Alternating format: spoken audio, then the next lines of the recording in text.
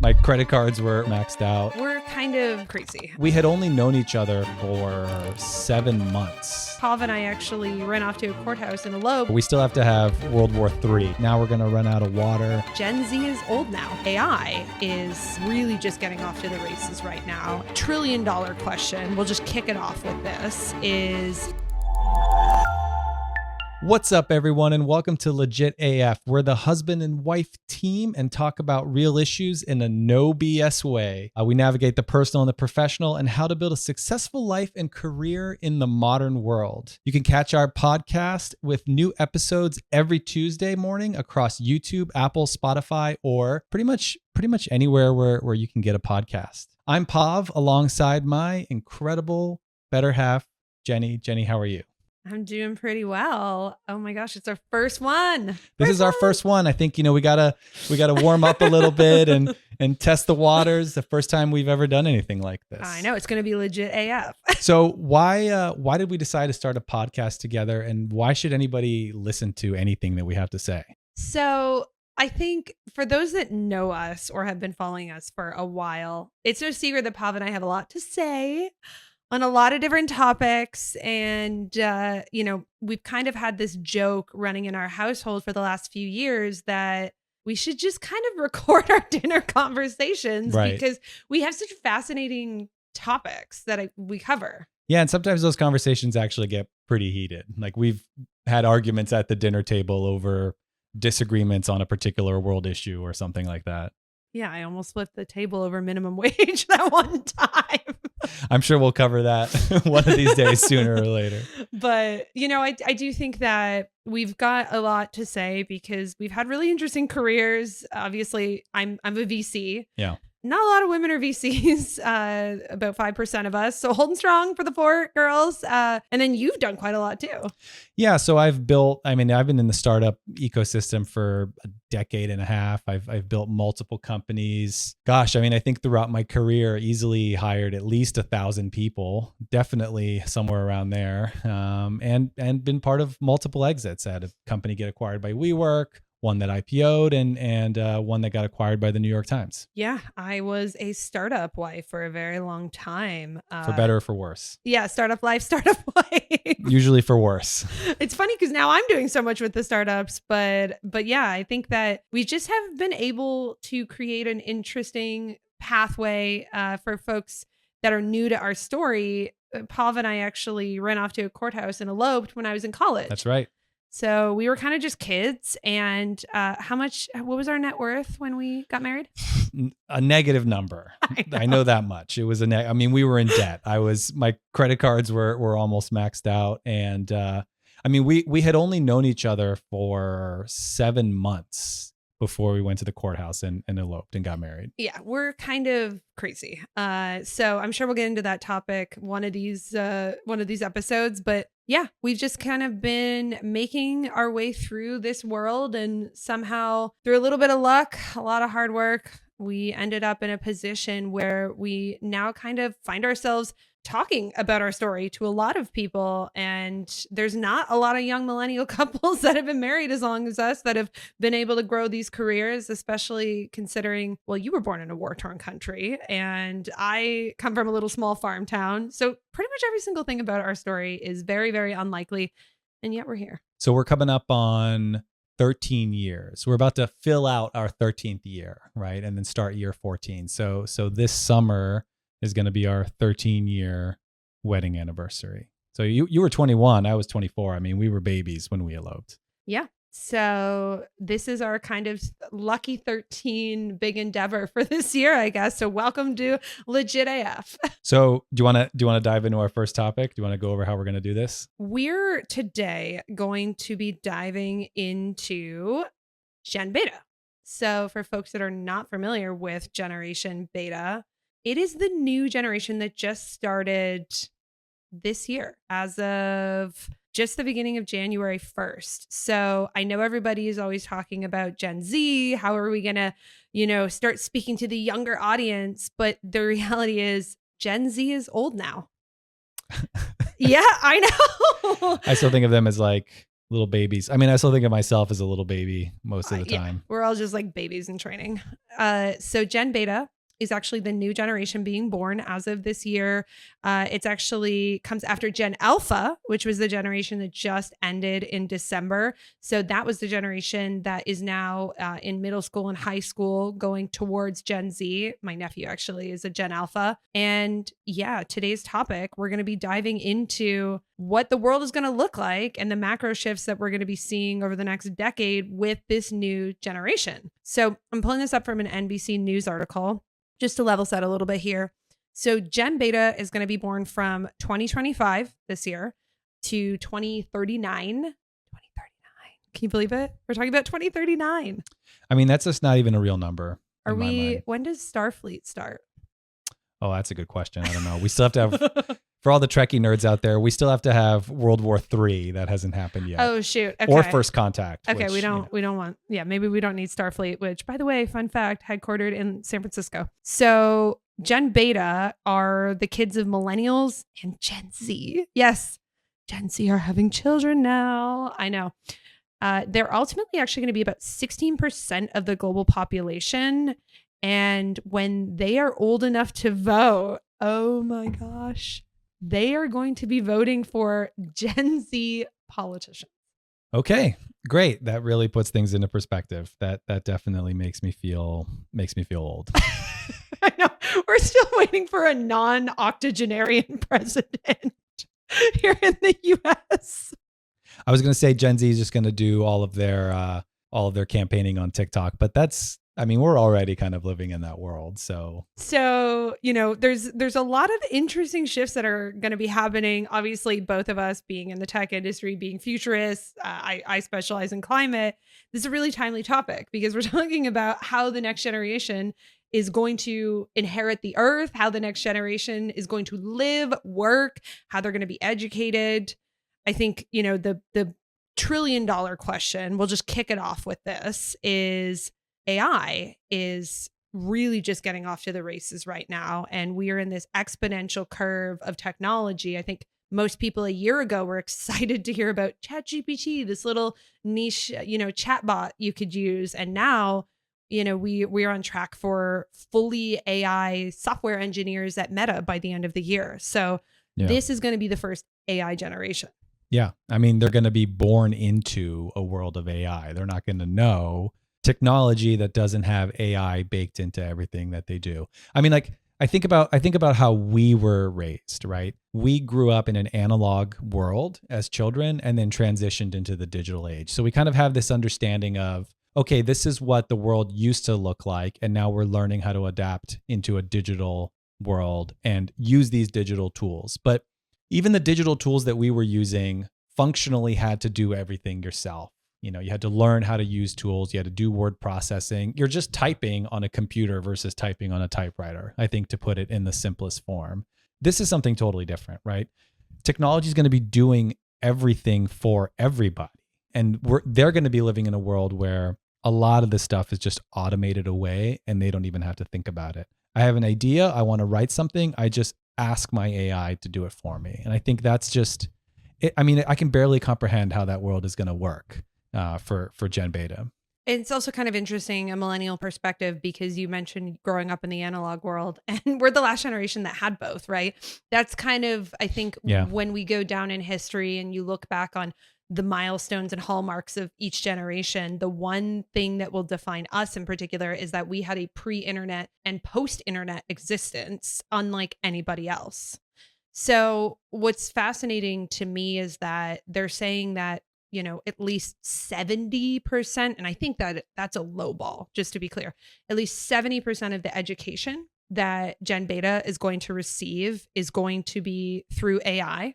And this entire generation, they're going to be utilizing, I think I read something like 20 different types of technologies and AIs, like by the time they're children going into school. The big question that's still outstanding is how AI is actually going to ultimately look and ultimately work. I think right now we're seeing that different companies are implementing AI solutions into existing software. But I wonder if Gen Beta is going to have for lack of a better word, a lifelong partner as an AI. Yes. Something that they take from the moment they're born throughout their entire adult lives, their education, and into old age, where this is your digital partner that understands everything about you, that has always known everything about you, and can be your guide through life.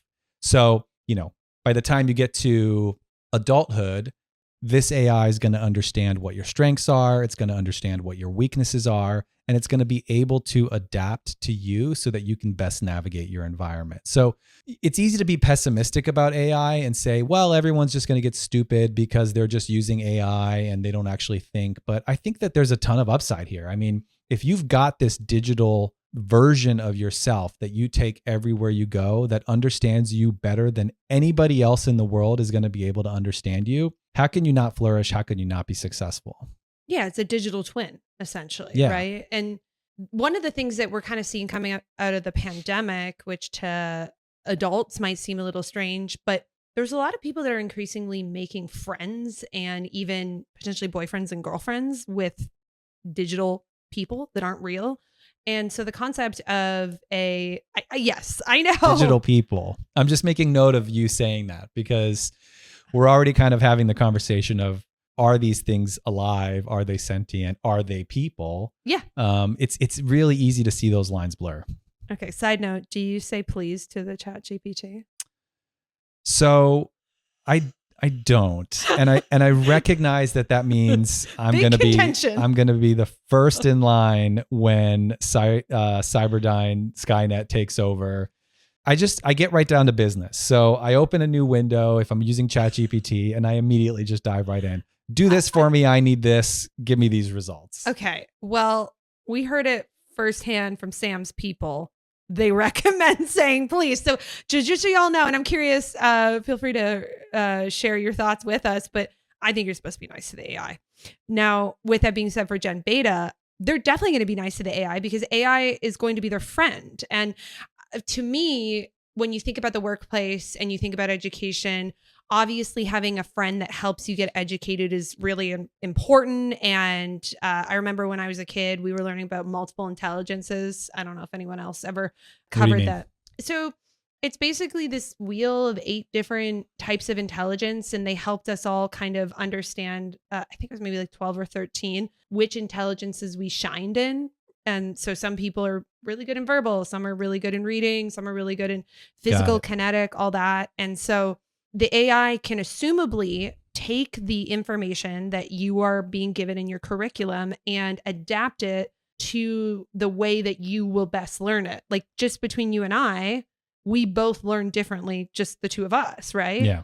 Yeah. I mean, I already do that, right? With ChatGPT. I ask it to explain things to me. I don't say explain it like this or like that. I say explain it in a way that I'm going to understand it. And since it already has a sense of how I think because I've been interacting with it for so long and all of those interactions are stored in memory, it already knows how I like to have questions answered. So it'll give me answers in a way that I like to think. And I'll even have it use metaphors and analogies for things that I understand already to try and explain things to me. And I think that's one of the things that's most encouraging about AI and how a generation like Gen Beta is going to be able to learn, because it just has infinite patience for all of my nonsense. Even if I don't understand something and it's given me the same answer 50 times and it's trying to explain it to me, it never gets frustrated. It never gets tired, never gets fed up with my inability to learn. It's always thinking of interesting ways to try and get me to understand a particular topic. And I honestly feel like in the last 12 months, I've learned more and faster than I've ever done in my entire life. I legitimately believe that having an AI counterpart is making me smarter and making me dive into more interesting topics that I typically wouldn't have done so, just because it would have been that little bit of extra friction without the AI where I have to go out there and research something might have been the thing that prevents me from learning something. Now I just ask ChatGPT and it gives me a thoughtful and thorough answer and I can dive in as deep as I want. Y'all, I remember distinctly being in 12th grade and the teacher saying Wikipedia wasn't a trusted source. Like how far we've come. Now we just learn with ChatGPT and we weren't even allowed to use Wikipedia when I was a kid. I think I'm going to take like a counterweight to you for a second here. There is an incredible ability to learn better. There's an amazing ability to have friends and socialize with AI. And certainly Gen Beta is going to be doing that. But let's also talk about for a second here what friction looks like in your life. So much of your formative development, especially your cognitive development, your first like 5 years, your motor skills, all of that, you need to be having adversity in your life. And so to me, there is a little bit of a concern that things could become too easy. Like an AI world could start to create, for lack of a better word, softer people that aren't capable to deal with that kind of friction. And I think you're already kind of hearing that complaint about Gen Z to some degree, that Gen Z does not have the same tenacity. That's not new. I mean, I catch myself doing that too, right? I complain about younger generations, and I notice myself falling into that kids these days camp, right? I just Get don't off my think that lawn. I just don't think that any of that is new. I think that Gen Z is going to have its own. They're going to have their own issues. Gen Alpha is going to have their own issues. Gen Beta, I mean, we can barely fathom what their issues are going to look like. But I just think that those things are not actually indicative of how soft a generation is. We're creating these technologies to better mankind. If we're not going to accept the fact that our lives get easier as a result, then what's the actual point of all of the innovation that we're moving towards? Isn't it to make our lives easier and to make our lives better? So why would we complain about the fact that younger generations are having an easier time than we did? Well, easier in some regards and harder in others, right?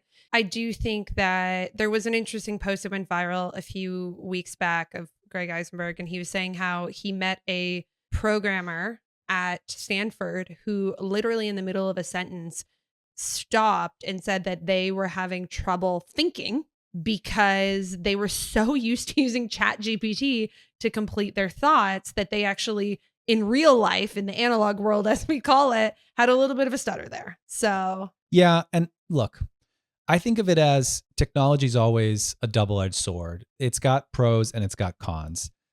I don't know about you, but I cheated in high school. I cheated all the time when I was younger. And I think if anyone's being honest with themselves, they did too. That's just something that's totally normal when you're a kid. There's certain classes that you don't like, that you don't respect, and you're not willing to put in the time or the effort. AI just makes cheating easier, but it also makes learning easier. And I think that both realities are always going to be true. So again, I just don't think that this is anything new. I think that this has always existed. It's just now the AI version of all of those things. A lot of these people that, these younger generations that are saying, well, I'm not learning anything, or I'm just having ChatGPT write my essays.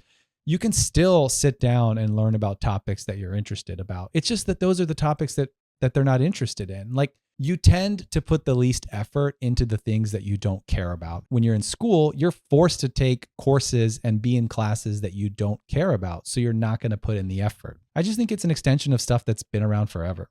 So let's kind of get out of the AI conversation for a second, even though I do think it's pretty clear that AI is going to define most of the Gen Beta and kind of the rest of our world in a lot of ways.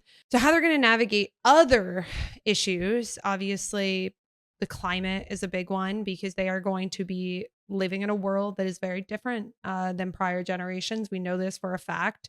So how are they going to navigate climate? As we see in the climate space, I think there's a lot of misgivings about the sustainability mindedness of a generation versus what they actually do from a consumer perspective. Like, for instance, Gen Z is kind of known as the most sustainable generation yet, quote unquote. But the reality is they actually, from a consumer perspective, they buy worse products. The majority of Gen Zs on TikTok Shop or buying Shein every single week. Fast fashion is really, really proliferating with this younger generation. We've also got mass amounts of processed foods that are increasing as well. They actually tend to eat more processed meat than other generations even, which is a big misgiving as well. So how do you think the Gen Beta is going to navigate the climate? So this is maybe where I'll take the pessimistic view. Wah, wah. I don't actually believe that when you add it all up that anybody actually really cares about the environment. They certainly don't act like they do. Hot take. Well, I mean, look, like, people love to virtue signal about how green they are and decisions that they make to be beneficial for the environment. But I think inherently living in the modern world is not a green solution, right? Everything around us at any given time was made using extreme amounts of fossil fuels and plastics and oil and gas and you name it, right? We're constantly polluting just by existing in the modern world. So I just think that it's going to be more of the same. I don't see how we create a world that's powered by AI, which I know I'm coming back to AI, but it just uses a tremendous amount of energy. It is going to color our entire world. And I don't think Gen Beta is going to necessarily act any different than any generation before it. I think that they're going to conserve more water. If there's one takeaway I would say that's going to be a hallmark of their generation, I think water will be treated very different for them. Why do you say that? I mean, the water shortage that we're on the brink of right now globally is going to really hit by the time they're in their adulthood. So I think that their relationship with water and conserving that in particular will be different. But other aspects of sustainability yet to be seen. But, we've always had a shortage of something. I mean, sure. we had, first it was peak oil in the 70s. Then we were going to run out of food in the 80s. Now we're going to run out of water. I think one thing, maybe to bring it back to the optimism, is we've always been able to navigate around these things as a civilization. And if we've got these incredible technologies at our disposal, what's to say that we're not going to be able to solve the water issue as well? So one thing you're going to notice about Legit AF is that we are always taking the optimistic approach when it comes to how humanity can solve things. I hope that you guys are all enjoying the podcast so far. So remember, I got to give you the spiel, leave a review, and subscribe to our podcast on YouTube, Apple, Spotify, or wherever you get your podcasts. Now, with that being said, I would love to move on to our final segment. One of the things you'll also notice about Legit AF is we keep it tight. We keep them under 30 minutes because my ADHD brain believes we need to make shorter podcasts. It's honestly amazing we made it this far. Honestly, I cannot believe that so many people do 3-hour podcasts. You don't listen to 3-hour podcasts. No. I mean, maybe I usually get at least an hour into a 3-hour. Make podcast short again. Okay. We'll make I'm saying it. All right. 30 or less. Okay. So our final segment of Legit AF is called Legit AF or Lame AF. All right. We're going to debate a few things we either like or dislike, and sometimes outright hate, as is the case with my first item. Okay. Drum roll, please. First item, Legit AF or Lame AF Tesla Cybertruck. Okay. So hear me out. Say it. Hear me out on this one. Okay. Because I know what you're going to say. God, he's doing it. There's something about big cars that I think men just love. Legit or lame? Don't even. I'm going to put it in legit. This is so. Wait. I've never seen a woman driving Hold on. Don't at me, people. I know there's women that have Cybertrucks. Men out there will understand. It's those tires, okay? There's something about big tires and a big car. It looks like a transformer. It just, it feels like I could run over anything and everything. Yeah, exactly, because it's a very heavy car and that has no safety measures. You see that carrot video? Okay, so Pavli's going Legit AF on Cybertruck. Jenny's going hard lame AF. I'm just going to say it. My God. Okay, next one. Cable TV. So lame, for sure. I mean, it's just the absolute Boomer worst. TV. Yes. Love my baby boomers. Love you, mom and dad. The TV's always on. Okay. And it's always just blasting what I consider to just be garbage, basically 24/7. So you just hate 24-hour news. Well, I mean, it's just such a big part of cable television. Everybody's watching 24-hour garbage television. I want everybody to be aware that this man who is lambasting cable TV and 24-hour news loves X Spaces and can have an endless stream of that. That's going. different. Oh, it's different, of course. Those are. It's like never-ending podcasts. Okay. So cable TV probably is going lame AF. Jenny's going to go lame AF too. But honestly, I just want to say, now that we have 1,000 streaming platforms, we might as well just get cable back because all those $8.99 a month is really adding up to basically a cable bill. So much for cord cutting. All right, last one: the no alcohol trend. I mean, I think it's legit. I mean, you and I stopped drinking. What's it been? 5 years now? We'll be going on year 6. Going on year 6. Easily one of the best decisions we've ever made. Right? I think no alcohol trend's sweet. It's such a great, both, the current president and the incoming president actually are not drinkers, by the way, which I think is an interesting fact. About 40% of Americans are abstaining now. I guess my big question is, what's the upside, right? That's the thing that I always think about. The best argument that I've heard is that it's a social lubricant, but I just think that there's other ways that you can solve that problem. You know, you don't need alcohol to do it. And you just feel terrible for so long after. Yeah, I know. You get what, like 20, 30 minutes of this euphoria. Then you just feel like garbage. And then you've got 3 or 4 days where you're recovering from drinking. It's just not worth it. It's true. All right. So no alcohol trend. Jenny going to go hard, legit AF. We were early adopters. Yeah. Yeah. And it's cool to see that the trend's only increasing and that there's more non-alcoholic options. I do love a non-alcoholic beer though. Those Heineken Zeros and the Coronas, I do like to enjoy those on a warm, sunny Los Angeles day. So. All right. Well, that is the close of the segment. Okay. We did it. Number 1. Number 1, baby.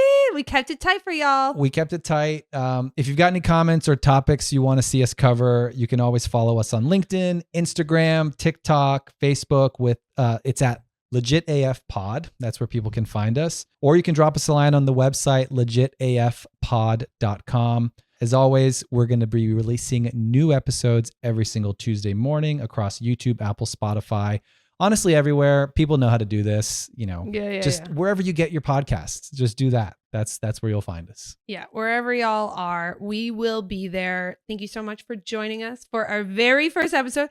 Hopefully we taught you something. Hopefully it was an interesting conversation. Every single week we'll be coming back with a new timely topic, intersecting between career, personal development, technology, business, all the fun stuff, man. All right, let's get out of here. All right. Bye. Bye-bye.